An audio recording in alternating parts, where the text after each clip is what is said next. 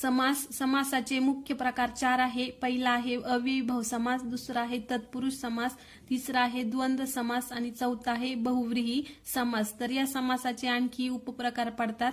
तर पहिला तत्पुरुष समास, तर त्याचे 7 प्रकार पडतात। पहिला विभक्ती तत्पुरुष समास, दुसरा अलुक तत्पुरुष समास, त्यानंतर उपपद तत्पुरुष समास, चौथा आहे नत्र तत्पुरुष समास, पाचवा आहे कर्मधारय समास, सहावा आहे द्विगु समास आणि सातवा आहे मध्यमलोपी समास। नंतरचा द्वंद्व समास, तर द्वंद्व समासाचे एकूण 3 प्रकार आहे। पहिला इतरेतर द्वंद्व समास, दुसरा आहे वैकल्पिक द्वंद्व समास, तिसरा आहे समाहार द्वंद्व समास।